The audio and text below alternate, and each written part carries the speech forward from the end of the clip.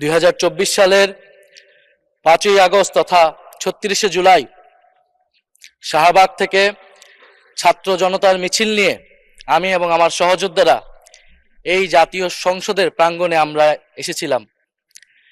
ছাত্র জনতাকে সাথে নিয়ে ফ্যাসিস্ট মুক্ত করেছিলাম এই মহান জাতীয় সংসদকে। সেই দিন আমাদের ভূমিকা ছিল বৈপ্লবিক।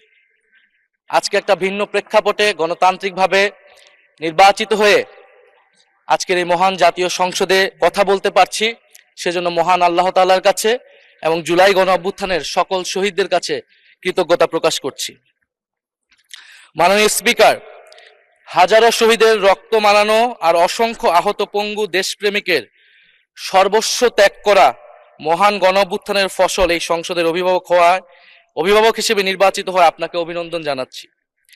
মাননীয় সংসদ নেতা, মাননীয় বিরোধী দলীয় নেতা এবং মাননীয় বিরোধী দলীয় উপনেতা এবং সকল মাননীয় সংসদ সদস্যদেরও অভিনন্দন জানাই। আমি শ্রদ্ধার সাথে স্মরণ করছি আমার সেই ভাই বোনদের যারা নিজের বুক বুলেটের সামনে উন্মুক্ত করে দিয়ে আমাদের আবারও স্বাধীন করে নিজেরা স্মৃতি হয়ে গিয়েছেন। আমরা তাদের শাহাদাত কবুলের জন্য মহান আল্লাহর কাছে দোয়া করছি। একই সাথে আহত ও পঙ্গু জুলাই যোদ্ধা ভাই বোনদের প্রতি আমার সবটুকু আবেগ, শ্রদ্ধা আর ভালোবাসা দিয়ে কৃতজ্ঞতা জানাচ্ছি। তাদের সুস্থতা কামনা করছি। তাদের অমূল্য জীবন, রক্ত আর অপরিসীম ত্যাগের ফলে আমরা আজ সংসদ সদস্য। 24-এর গণ অভ্যুত্থানের বৈষম্য বিরোধী ছাত্র আন্দোলনের নেতৃত্বে অংশ নিয়েছিল ছাত্র, শ্রমিক, কৃষক, শিক্ষক, অভিভাবক, সাংস্কৃতিক কর্মী, আলেম সমাজ, তরুণ সেনা অফিসার ও সৈনিকগণ ও প্রবাসী বাংলাদেশি ভাই ও বোনেরা। অভ্যুত্থানে গুরুত্বপূর্ণ ভূমিকা রেখেছে আমাদের নারী সমাজ, সামনে থেকে নেতৃত্ব দিয়েছে ও নির্যাতিত হয়েছে। আন্দোলনে প্রাইভেট বিশ্ববিদ্যালয়, মাদ্রাসা ও স্কুল কলেজের ছাত্রছাত্রীদের ভূমিকা ছিল তাৎপর্যপূর্ণ। গণ অভ্যুত্থানে ভ্যানগার্ডের ভূমিকা ছিল ফ্যাসিবাদ বিরোধী রাজনৈতিক দলের নেতাকর্মীরা। স্মরণ করছি ছাত্রদল, ছাত্র শিবির, ছাত্র শক্তি, ছাত্র অধিকার পরিষদ এবং বিভিন্ন ইসলামপন্থী ও বামপন্থী ছাত্র কর্মীদের যারা সাহসিকতার সাথে লড়াই করেছিল বৈষম্য বিরোধী ছাত্র আন্দোলনে। মাননীয় স্পিকার, 24 মানে কেবল 24 না, এর পিছনে রয়েছে বিশাল প্রেক্ষাপট। আমি স্মরণ করছি 47-এর আজাদির লড়াই, 71-এর মহান মুক্তিযুদ্ধ এবং 24-এর ছাত্র জনতার গণ অভ্যুত্থান এবং সকল জাতীয় শহীদকে। এ সকল ঐতিহাসিক জাতীয় সংগ্রামের ধারাবাহিকতায় আজকের বাংলাদেশ গৌরব নিয়ে দাঁড়িয়ে আছে।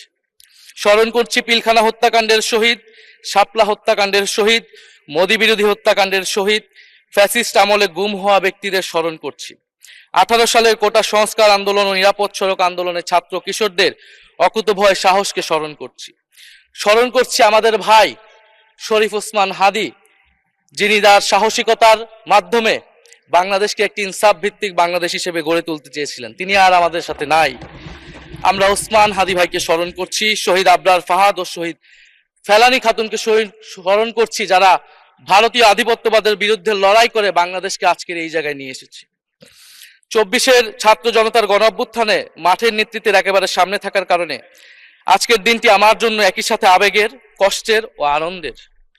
আমাদের সংগ্রামের সাথী শহীদ আবু সাইদ, শহীদ মুগ্ধ, শহীদ ওয়াসিম, 4 বছরের শিশু আহাদ, 6 বছরের শিশু রিয়া গোপ সহ প্রায় 150 শিশু শহীদ। মাননীয় স্পিকার, পুলিশের এপিসি থেকে ফেলে দেওয়া শহীদ ইয়ামিন, সাভারের আশুলিয়ায় ভ্যানের উপরে জীবন্ত অবস্থায় আগুনে পুড়িয়ে মারা কিশোর শহীদ সজল সহ অগণিত মানুষের স্মৃতি আমাকে প্রচন্ডভাবে নাড়া দিচ্ছে। মাননীয় স্পিকার,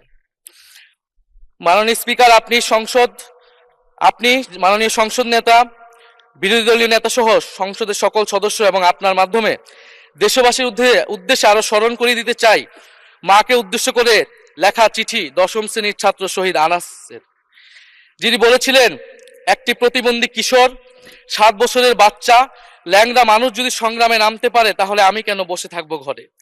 একদিন তো মরতেই হবে, তাই মৃত্যুর ভয় করে স্বার্থপরের মতো ঘরে বসে না থেকে সংগ্রামে নেমে গুলি খেয়ে বীরের মতো মৃত্যু অধিক শ্রেষ্ঠ। যে অন্যের জন্য নিজের জীবন বিলিয়ে দেয় সেই প্রকৃত মানুষ। আমি যদি বেঁচে না ফিরি তবে কষ্ট পেও না, গর্বিত হয়েও জীবনের প্রতিটি ভুলের জন্য ক্ষমা চাই। আনাস তার মাকে এই চিঠি লিখে রাস্তায় নেমে গিয়েছিলেন, শহীদ হয়েছিলেন। মাননীয় স্পিকার, যাদের আত্মত্যাগের কারণে আজকে আমরা এখানে বসে কথা বলতে পারছি। মাননীয় স্পিকার, জুলাই গণ অভ্যুত্থানের সাথে জড়িয়ে আছে দেশনেত্রী বেগম খালেদা জিয়ার সংগ্রাম ও তার আত্মত্যাগ।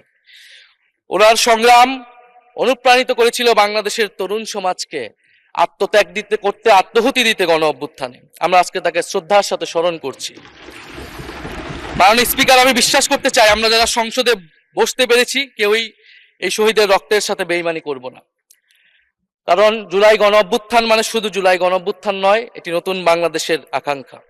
গণভোটের রায় অনুযায়ী আমরা যেমন সংসদ সদস্য, একইভাবে সংবিধান সংস্কার কমিশনের সদস্য।